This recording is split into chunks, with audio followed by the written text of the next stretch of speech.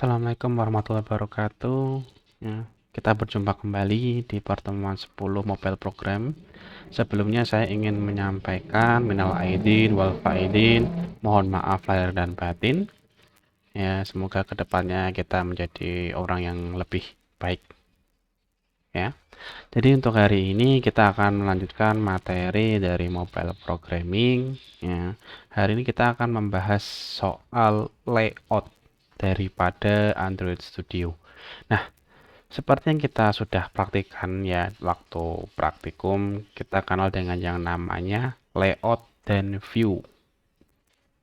Tolong dibedakan ya. Layout ini dia merujuk ke bagaimana kita menata antarmuka aplikasi. Ya, susunannya kita template-nya bagaimana itu namanya layout. Ya, template-nya atau bagaimana cara mengaturnya. Itu namanya layout. Sedangkan elemen yang ada di dalam layout itu kita bilangnya adalah view object. Benda view atau object view. Nah, di dalam layout tadi ya semuanya ditata menjadi sebuah bentuk hierarki. Jadi ada hierarkinya yang dimana group view atau view group itu adalah pondasi atau yang paling atas. Jadi yang paling atas, terus di bawahnya bisa berupa view atau grup lagi. Jadi boleh double. Ya. Jadi nanti akan ada gambarnya, ada ilustrasinya bagaimana kita menggambarkan layout di Android Studio. Ya. Nah, dari kesemuanya ini nantinya menjadi sebuah tampilan yang nanti bisa berinteraksi, bisa dilihat oleh pengguna. Ya, jadi ini kita akan membahas secara konseptual, bukan secara praktikumnya. Karena kalau secara praktikumnya kalian sudah bisa, ya dari praktikum yang sudah diberikan. Tapi konsepnya ya mengenai layout itu sendiri, objeknya sendiri itu belum dijelaskan. Di dalam layout ya ada yang namanya view group. View group ini adalah pengelompokan dari objek-objek yang ada di activity. Sebenarnya view group ini hampir sama dengan layout ya, cuma layout ini dia lebih simple, sedangkan view group ini menggambarkan bahwa oh ini tuh satu kelompok. Ya, satu kelompok. Kayak di praktikum itu kan dia ada satu folder ya, satu folder itu ada beberapa objek itu yang namanya view group. Ya. Nah, di dalam view group ini bisa berisi objek atau view group lainnya. Jadi dia di dalam wadah ada wadah. Jadi boleh berulang. Jadi wadah itu bisa berisi button, edit text, bisa juga berisi wadah lainnya yang menampung isi lainnya. Itu yang namanya view group. Ya, jadi bentuknya seperti ini. Ini wadah pertama yang paling atas. Nah, dia menampung view group lainnya dan juga benda-benda lainnya. Jadi ini ada di dalam ini. Sedangkan view group yang ini dia punya ini. Jadi istilahnya kayak berakar. Ya. Jadi objek yang ada di sini ya itu punyanya ini. Sedangkan yang tiga ini punyanya si view group yang ini. Ya, jelasnya seperti itu. Jadi kayak pengelompokan. Kita kelompokkan grup ini dengan grup ini. Ya, kenapa dibuat seperti ini? Lebih mudah untuk menyusun tata letaknya nanti. Ya. Selain itu, ada yang namanya object view atau kita bilang dengan widget. Widget ini kita kenal seperti button, text view, dan edit text. Itu yang paling sering dikenal. Sedangkan object view group biasanya disebut dengan layout atau tata letak, sama sebenarnya ya, view group atau tata letak itu. Cuma dalam pengimplementasiannya di Android Studio itu tidak disebutkan object view, bukan disebutkan view group, bukan disebut view, tapi disebutnya adalah layout dan widget.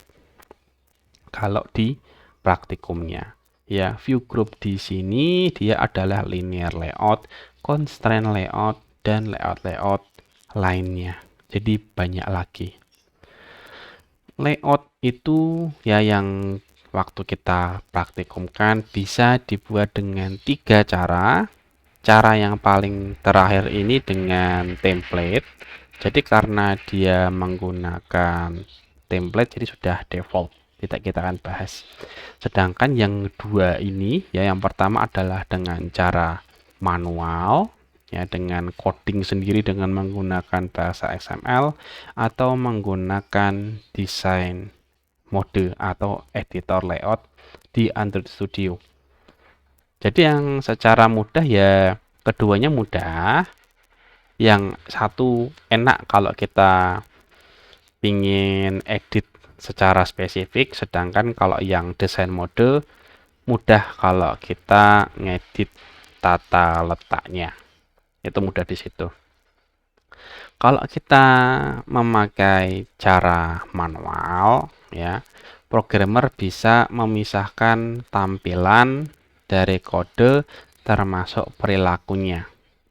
Kita bisa mengcoding kalau diklik efeknya apa ya, waktu di hold atau di hover ya, ditaruh mouse-nya itu ada efeknya sendiri. Selain itu kalau kita pakai XML kita bisa menata widgetnya atau buttonnya dengan ukuran yang berbeda dan orientasi layar yang berbeda.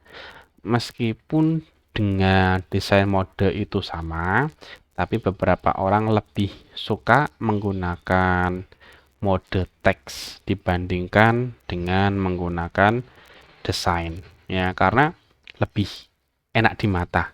Itulah biasanya seperti itu. Kalau kita menggunakan XML seperti ini ya contohnya ya. Oh, di sini tidak terlihat ya.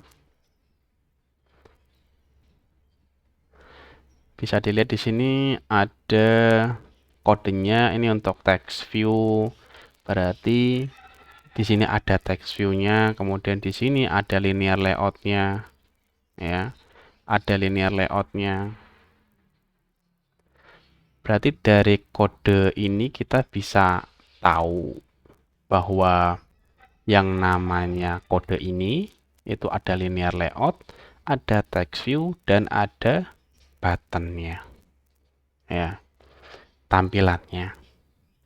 Kemudian waktu loading file tadi XML-nya di Kotlin-nya dia akan memanggil sebuah sintaks khusus yang dia menggunakan layout tadi untuk dijadikan tampilan. Ya, dia ada tampilan sendiri. Jadi ini contoh kodenya ya, saya yakin kalian sudah pernah ngutak-ngatik.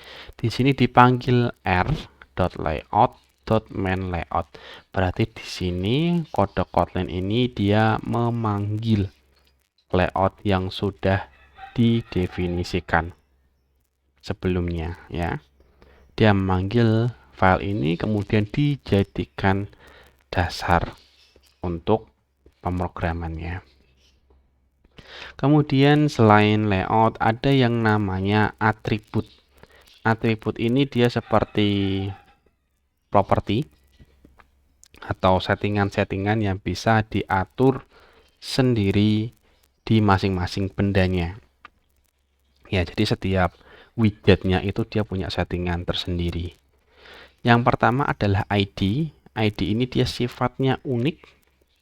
Ya, unik yang artinya setiap widget itu punya nama sendiri atau ID sendiri.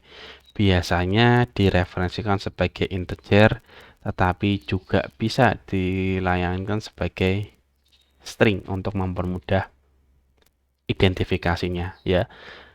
Contohnya button 1, button 2, button 3 ya, button USM, button Tugu Muda. Itu contoh dari ID. Sifatnya unik dan tidak boleh sama. Kemudian ini contohnya ya, add ID my button. Di sini berarti si button ini dinamai dengan my button. Jadi kalau mau cari si button di Kotlin-nya cukup dipanggil menggunakan find view by ID r.id terus sebutkan ID-nya apa. Secara otomatis si variabel ini dia adalah mewakili button ini secara otomatis. Kemudian ada parameter tata letak ya. Layout something ini dia merujuk ke width, height ya, nanti akan dijelaskan di slide setelahnya. Jadi ketika kita menggunakan parameter tata letak, dia menggunakan acuan.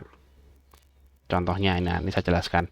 Contohnya di sini saya punya view button. Button ini ketika di setting tata letaknya, dia akan mengacu di linear layout, bukan mengacu di sini induknya. Jadi induk button di sini dia merujuk ke sini. Induknya text view yang ada di sini dia merujuknya ke sini. Constraint layout yang ada di sini juga berlaku sama, dia menginduk ke sini. Sedangkan yang bawahnya ya, karena dia punya induk yang baru di sini, bukan ini, maka acuan ini adalah si constraint layout. Begitu juga seterusnya. Itu kalau tidak percaya bisa kalian praktikkan sendiri. Kalian masukkan button, kemudian kalian masukkan layout, kemudian kalian masukkan button lagi di dalam layout yang baru. Pasti acuannya yang induk yang baru, yang ini.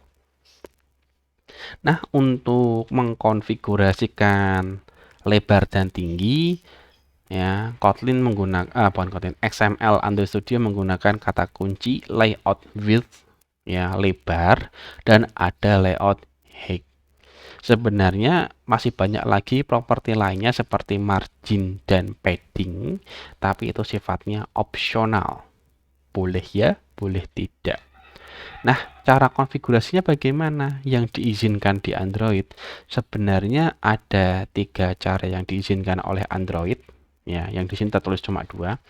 Yang pertama adalah wrap content, yang artinya adalah ukuran daripada objek tadi, ya entah view group atau view atau widget, itu tergantung dari isinya. Ya, jadi kalau isimu banyak, maka dia akan semakin melebar atau semakin meninggi. Itu wrap content. Sedangkan match parent, dia tergantung dari besarnya si induknya. Kalau induknya dia besar, maka secara otomatis button atau text view itu akan ditarik selebar-lebar dari induknya. Kalau induknya sudah mentok semuanya kanan kiri atas bawah, maka otomatis buttonnya atau edit text-nya juga ikut kanan kiri atas bawah, melebar full. Itu match parent. Sedangkan yang cara ketiga itu adalah input manual. Input manual apa? Ukurannya dengan format DP, bukan pixel. Kenapa DP? Karena ini nanti berpengaruh dengan jenis layar HP. Karena kan HP-mu dengan HP temanmu dia DP-nya berbeda. Ya, density-nya beda. Itu menjadi berpengaruh, ya. Kemudian ada tata letak umum yang bisa digunakan di Android Studio seperti linear layout, berarti dia ditata secara linear, entah horizontal maupun vertikal. Kemudian ada relative layout yang dia menggunakan koordinat. Kemudian ada web view, ada constraint layout, ada table layout, dan lain-lain. Itu contoh dari view group yang bisa digunakan di Android Studio. Sedangkan ya, tata letak atau layout yang khusus untuk data, bukan widget, itu juga ada di Android Studio. Namanya adalah adapter view. Dia murni digunakan hanya untuk data. Contohnya SMS, WA, email, pasti disajikan dalam bentuk list view, pasti. Sedangkan kalau foto, video itu selalu ditampilkan dalam bentuk grid view atau list view, tergantung aplikasinya. Nah, kenapa dibuat seperti ini? Karena ukurannya dinamis, isinya dinamis. Ya, berbeda dengan UI. UI itu tampilan itu dia punya batas buttonnya, tapi data tidak. Makanya dibuat layout sendiri yang dia bisa mengadaptasi jumlah data yang di loadingkan. Ya. Ketika menggunakan view itu diatur dalam pohon tadi, ya programmer dapat menambahkan tampilan dari segi kode atau menggunakan tata letak XML. Ya, saat pertama kali kalian menaruh button pertama kali, kalian boleh pakai XML atau pakai desain mode. Selain itu, ya, kalian bisa mengatur propertinya. Misalnya fontnya apa, warnanya apa, itu bisa diatur. Kemudian fokusnya, ya, menangani fokus ketika ada respons dari pengguna. Kemudian visibilitas, kamu bisa set ini mau ditampilkan atau tidak, itu bisa diatur. Setelah mengatur itu, kalian bisa juga mengatur posisi, namun ini hanya berlaku dengan relatif layout, ya, khusus yang ini. Koordinat kiri dan 2 dimensi ini hanya berlaku untuk relatif layout. Sedangkan kalau kalian ingin ngeset panjang lebar saja, itu di constraint layout sudah cukup. Ya. Kemudian ada mode sentuh juga, ya, kadang kalian ingin button itu punya efeknya atau menggunakan D-pad-nya, itu juga bisa disettingkan. Ya. Kemudian masalah keamanan, ya, button itu juga bisa mengakses data. Contohnya ketika kalian buka galeri, ya, pasti di situ buka data galeri. Itu contohnya. Kemudian ada button untuk beli aplikasi atau button untuk mengklik iklan, itu juga harus hati-hati, ya. Jadi itu saja untuk hari ini. Saya ucapkan terima kasih dan sampai jumpa di pertemuan berikutnya.